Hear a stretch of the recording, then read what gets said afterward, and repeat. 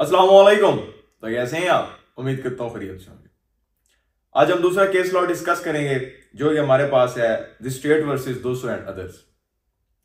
पहले इस केस की स्टोरी हम सुन लेते हैं या पढ़ लेते हैं कि इस केस की असल स्टोरी थी क्या, ये केस है क्या और कैसे ये वाकया हुआ सारा।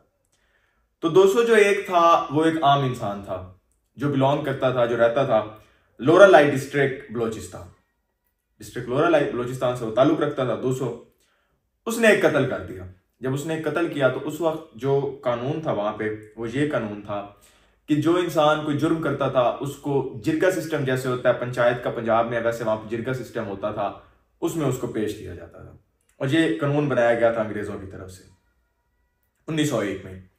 200 को जो सजा दे दी गई FCR 1901 के नाम से, उसके सेक्शन नंबर 11 के तहत 200 को सजा दे दी। अब जैसे कि रिश्तेदार होते हैं लोगों के, जो 200 के जो घर वाले थे, जो रिश्तेदार थे, तो वो इसके ऊपर राजी नहीं थे जो सजा 200 को मिली थी कि ये ठीक नहीं हुआ, ये तरीका कार ठीक नहीं था। तो उन्होंने क्या किया, उन्होंने पिटीशन फाइल कर दी। वो जो प्रोसीडिंग हुई थी जिरगा सिस्टम की उसके अगेंस्ट लाहौर हाई कोर्ट में। जब उन्होंने पिटीशन फाइल कर दी तो उन्होंने पिटीशन किस चीज के ऊपर फाइल की, किस केस के ऊपर फाइल की? तो उन्होंने कहा कि इक्वालिटी बिफोर लॉ होनी चाहिए, इक्विटी बिफोर लॉ होनी चाहिए। उस वक्त 1956 का कॉन्स्टिट्यूशन था मुल्क में, तो उन्होंने उसके आर्टिकल नंबर 5 और 7 उसके तहत इक्विटी बिफोर लॉ हर इंसान को होनी चाहिए, उसके तहत उन्होंने पिटीशन फाइल कर दी लाहौर हाई कोर्ट में। लाहौर हाई कोर्ट ने जो डिसीजन दिया उसके तहत जो उन्होंने पिटीशन फाइल की, उन्होंने जो फैसला सुनाया वो उन्होंने FCR जो 11 के तहत 200 को सजा मिली थी उसे नल एंड वॉइड करार दे दिया FCR को। उन्होंने कहा कि इक्विटी बिफोर लॉ होनी चाहिए। ये जो FCR का कानून है जिसमें जिरगा सिस्टम के तहत 200 को सजा दे दी गई है, ये आइन के खिलाफ है। जो उस वक्त का कानून था 1956 उसके आर्टिकल नंबर 5 और 7 के खिलाफ है, क्योंकि इक्विटी बिफोर लॉ नहीं है इसके तहत, इसलिए ये फैसला नल एंड वॉइड है। उन्होंने 200 की फेवर में फैसला सुना दिया लाहौर हाई कोर्ट। अब लाहौर हाई कोर्ट के ये फैसला सुनाने से क्या हुआ? लाहौर हाई कोर्ट के इस फैसला सुनाने के बाद ये हुआ कि FCR के तहत जो पहले सारे फैसले सुनाए गए थे और खास तौर पे जो 1956 में 1956 में फैसले सुनाए गए थे उनके ऊपर सवालात उठने लग गए।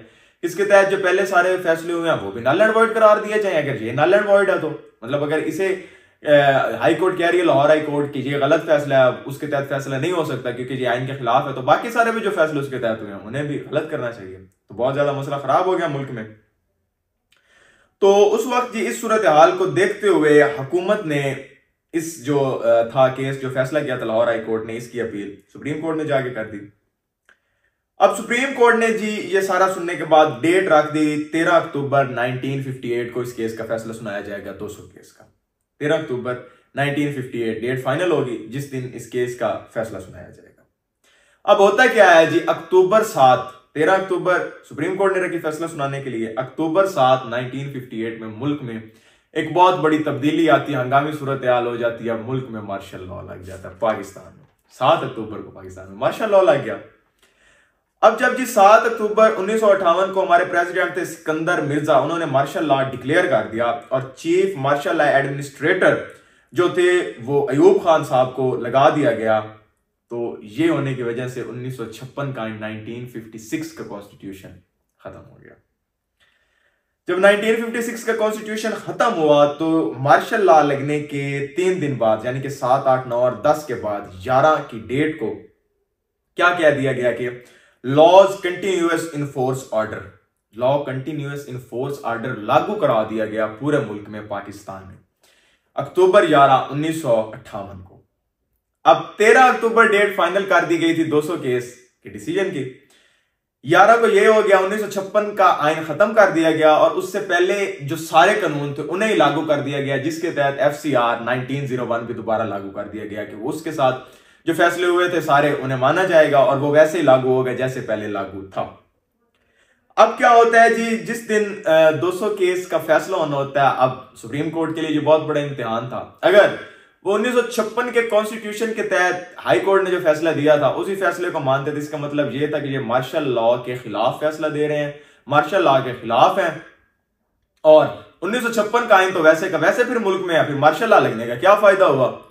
इसलिए अब सुप्रीम कोर्ट वो फैसला नहीं दे सकती थी जो हाई कोर्ट ने दिया। सुप्रीम कोर्ट डेफिनेटली उस फैसले के खिलाफ गई क्योंकि मार्शल लॉ के खिलाफ सुप्रीम कोर्ट नहीं जा सकती थी। सुप्रीम कोर्ट ने जो हाई कोर्ट का फैसला था उसे मुस्तरद किया और सुप्रीम कोर्ट ने जी नया फैसला दिया जो कि 200 के खिलाफ दिया। उन्होंने ये कहा कि जिरगा सिस्टम ने सजा सुनाई है वो बिल्कुल ठीक है, FCR 1901 मुल्क में लागू है और 200 को जो वो सजा मिली है उसके ऊपर कोई शक नहीं है। अब सुप्रीम कोर्ट ने जो फैसला सुनाया उस फैसले में सुप्रीम कोर्ट ने क्या इस्तेमाल किया, किसके तहत? सुप्रीम कोर्ट ने कहा केल्सन थ्योरी एक है ऑफ लीगल पॉजिटिविज्म।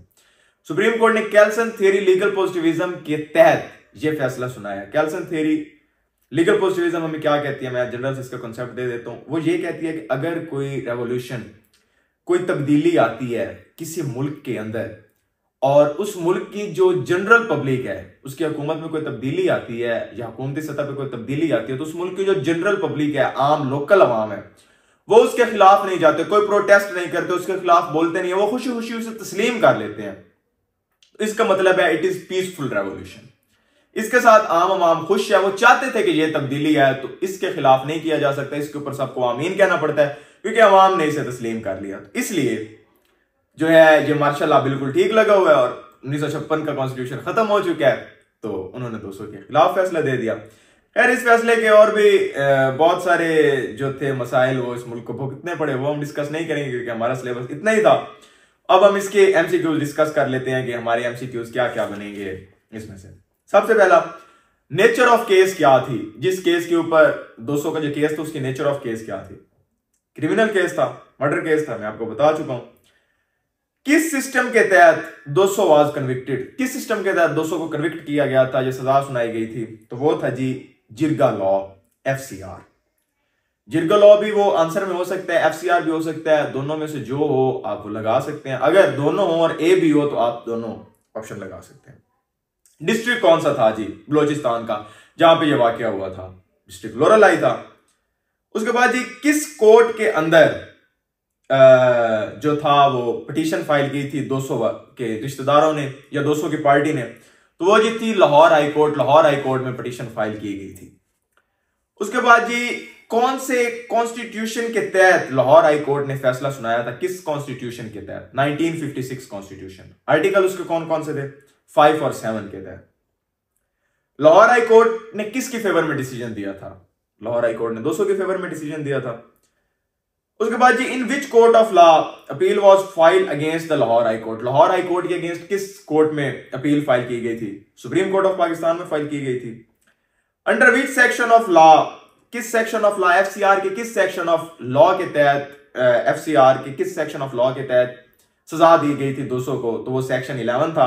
FCR 1901 के तहत 200 को सजा दी गई थी। ये हमारे पास कुछ MCQs थे। इसके अलावा इसमें फर्दर मोर और MCQs बन सकते हैं, जिसमें कि हो सकता है कि उस टाइम जब मार्शल लॉ लगा था तो प्रेसिडेंट कौन थे? तो सिकंदर मिर्जा साहब थे। और जब मार्शल लॉ लगा था तो चीफ मार्शल लॉ एडमिनिस्ट्रेटर कौन थे? तो अयूब खान साहब थे। उसके बाद जी जो था सुप्रीम कोर्ट ने किसके फैसले को वैलिड करार दिया था? लॉयल जिरगा के फैसले को वैलिड करार दिया था सुप्रीम कोर्ट ने। बाकी जो है सारे MCQs हम डिस्कस कर चुके हैं। बाकी आप देख लें कि वो डेट कौन सी थी जिस डेट को सुप्रीम कोर्ट ने कहा था कि फैसला सुनाया जाएगा 200 केस का, 13 अक्टूबर 1958।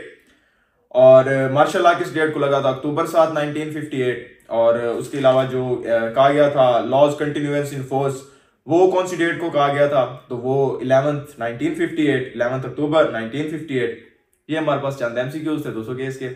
उम्मीद है आपको ये लेक्चर सुन के मजा आया होगा। MCQs भी आपको याद हो गए होंगे, दुआ में याद रखिएगा। मिलते हैं अगले लेक्चर में। फिर